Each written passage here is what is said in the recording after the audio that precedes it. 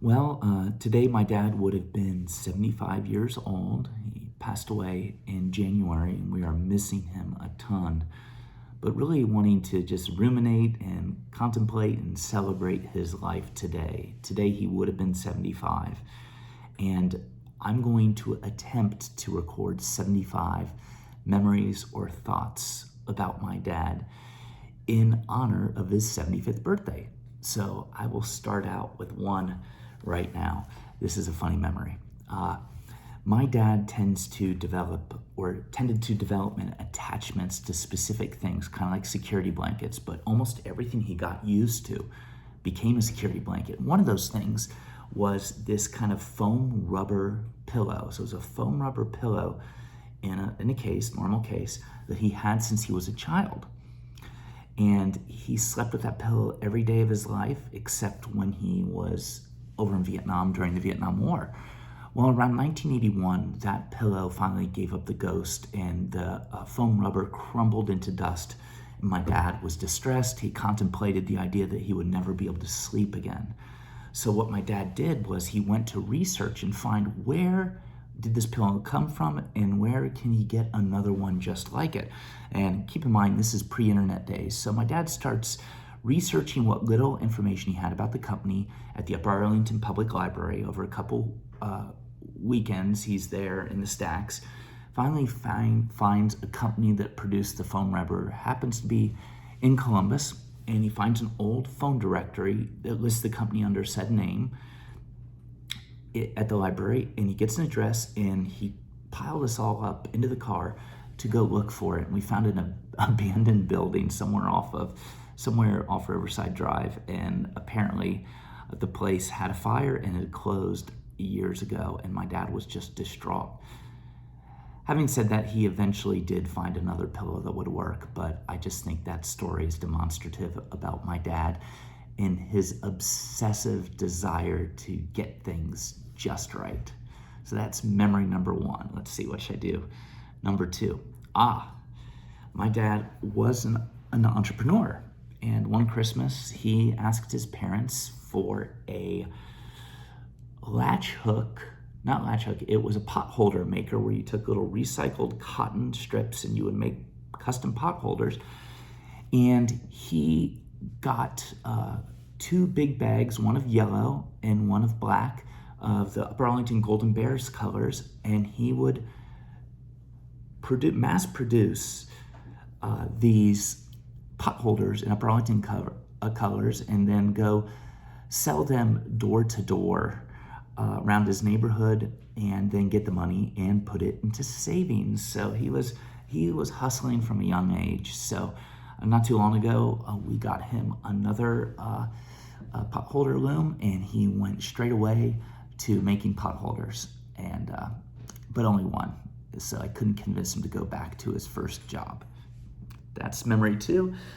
Memory three, oh my gosh. My dad, I guess, was an aspiring graphic designer, but if you knew my dad, he didn't really have any design sensibility or design taste. And I remember Windows 3.0 in the very first version of Microsoft Word, and had the ability to pull in graphics and clip art. Now this is before we had any access to JPEGs or rather any access to pictures. We didn't have digital cameras, but there was Microsoft standard clip art galore. So my dad fell in love with the Arial font, soon to be upgraded when they came up with Comic Sans. He loved it because it was some of the little zen.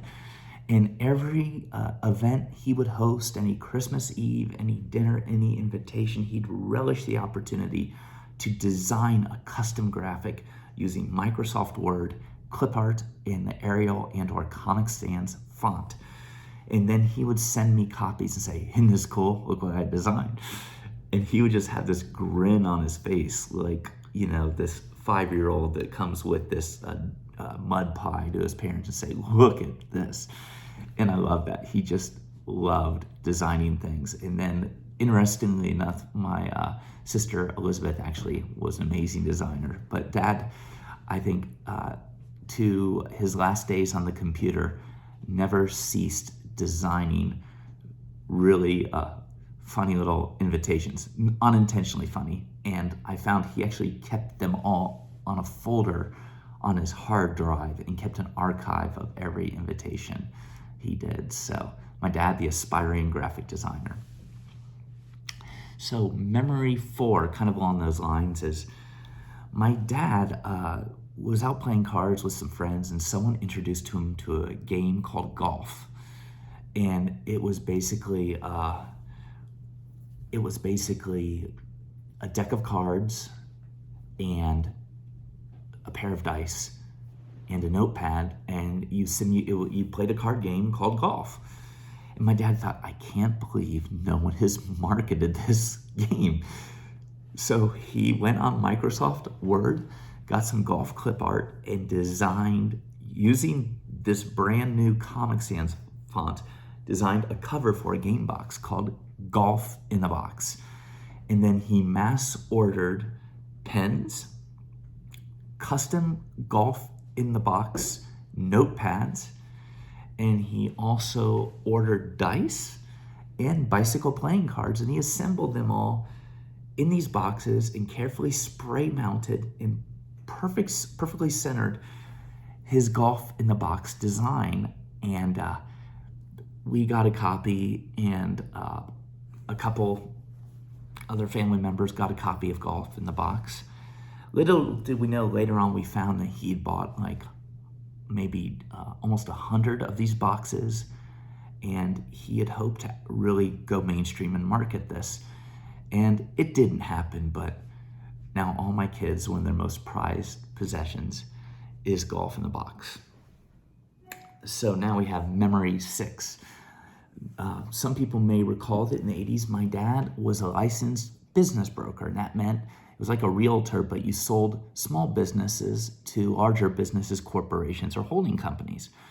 And my dad maintained his license, and at one point, a friend of ours, Stan, was looking to transfer ownership or sell a company he had that produced t-shirt transfers. And I had a job at that company. I worked on the floor in what was called the heat room. In the heat room, you would take these transfer papers in between plastisol print runs. You would print each color one at a time, and then you would bring what was printed into what was called a heat room. It was 130 degrees of dry heat, so the paper would not expand and throw off registration. And I worked there for quite some time. It was weird. My family always insisted that I have a job that, really exhausts me so I don't get into much trouble. So, well, anyway, my dad would come in and consult with his friend, gratis, my friend Stan, to help him assess the idea of selling this company. And he had a uniform he would wear. He had 2 t-shirts he wore all the time. One was a fluorescent orange Quicksilver shirt that I had since stopped wearing, that had a big hole in the side that he caught on a fence in our backyard. And the other was a Cure touring shirt that my friend Mark Paxton got me in Switzerland in 1991, I believe. And he loved the Cure, and he always wore that shirt. And then he wore a pair of vintage early 80s Levi's with somewhat flared bottoms. He had no socks on, but he wore a pair of dilapidated Docksider shoes, and he had a pair of reading glasses that were on a racquetball strap that was gray and red striped. And he always wore a hat similar to this one. He would just have a favorite hat. Actually, this was one of his hats, and wore it all the time. And he had this nylon and leather briefcase with a big dark stain on it. And that stain on it was from my sister's cat, Ramona, had taken a leak on his briefcase, and it smelled like cat urine, and it was gross. But my dad was attached to it and never got rid of it. So he'd walk with this t-shirt, jeans, looking somewhat like in between, I don't know, I can't even think of how to describe what it was, but you would have never seen someone wearing this combo with his racquetball strap from 1980 and whatever. So he would come in here with Stan, the owner of this company, and everyone would, I think they would think like Stan found this guy like holding a sign on 71 asking, will work for food. And he consistently picked this person up, but it was my dad. And could there be anything more punk rock than dressing and not giving a care of what people thought? So that was my dad. My dad was also a very concerned about safety, and he had endured some really rough tragedies in his life and trauma that caused him to obsess on safety, but nonetheless, it did result in some funny behaviors. So I remember when my sister was born, I was like 4.5 or 5 years old, and they brought me home from daycare. I was there pretty late. My mom was giving birth, and they had made arrangements for me to stay later. I was picked up, I think, by my Aunt Lynn, brought me home, and took me upstairs to meet my brand new sister, Elizabeth. And I noticed that every single picture or painting or anything hanging on the wall in the house was down and leaned against the wall. And I asked Aunt Lynn, I said, well, why is everything off the wall? What happened? Was there an earthquake? She goes, I don't know. So I went in, and my mom was holding and breastfeeding my sister Elizabeth, and my dad's there with this big grin on his face, just could not be happier. And I noticed all the paintings were off the wall, and all the pictures were off the wall. And I asked my dad, what happened to all the pictures? And he goes, oh, you never know when a picture might fall down, and I wouldn't want it to fall on your baby sister. So that was just a picture of his love and concern for my sister. Memory number 7 is we would often get random Amazon packages of things we did not order in the mail or things from infomercials and not know what it is. There was no card or anything, no phone call. And eventually it always ended up being from my dad, that he found a product that he thought you can't go without, and he would send it to everyone he knew.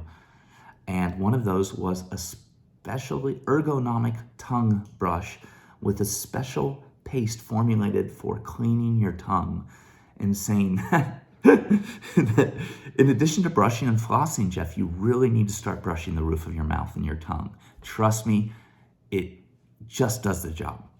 And when I was taking care of him, when he had fallen pretty ill last winter, he had me get something out of his closet, and I noticed he had boxes and boxes and boxes of tongue scrubbers and specially formulated tongue paste.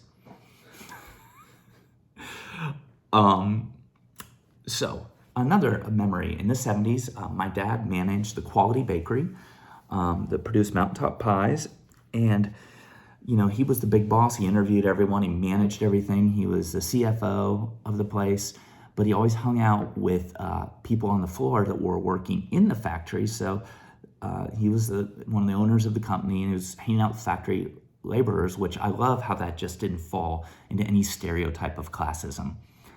And he found out there was a lot of musicians on the floor. So it was common that my dad would bring folks home, or they would follow him home, who worked on the floor. And they would go into my dad's basement, and he had his Ludwig Swing Star drum set. He had a 12-string guitar like Roger McGuinn. He had a Fender Telecaster, and I believe a Fender bass in a PA system. And they used to get down and play. My dad typically would play drums, and I specifically remember TJ. And TJ would always come in with this jean jacket with flared collars. He had these dark sunglasses and this amazing styling hat and this deep resonant voice. And I can say he reminded me actually of a very young Morgan Freeman, who played Easy Reader on Sesame Street. If you ever seen Easy Reader on Sesame Street, that's what he reminded me of. And he would play guitar and play the wah sound with a Morley pedal or something like that. And so I remember hearing funk music coming from the basement. And even though we lived in at that time, a rather segregated neighborhood in Upper Arlington, it was nice to know that at least my dad was bringing some diversity of culture and friends to jam at our house. So that was pretty cool. Following on with the guitar amp, somewhere along the line, my dad eventually downsized and most of his instruments went away. But after my mom passed away, he got back into guitar because he started obsessing on listening to bands like the 77s, The Cure, and Nirvana, a lot of Nirvana. And he got a Fender Twin Reverb Tweed amp, Fender Strat, and some effects pedals and stuff. And he would obsess on learning every song on The Cure, Disintegration, a couple songs on Wish, and then Nirvana's songs off Nevermind and In Utero. And I remember he would play them full blast, and he would obsess on playing the same riff, either till he got it perfect or because it was just a soothing riff to him. Loud rock and roll music soothes people who are on the autistic spectrum sometimes, believe it or not. And so I remember having to go to work the next day at like 7 in the morning, and my dad would be up till 2 playing loud music. And eventually I got some roommates and moved out of the house.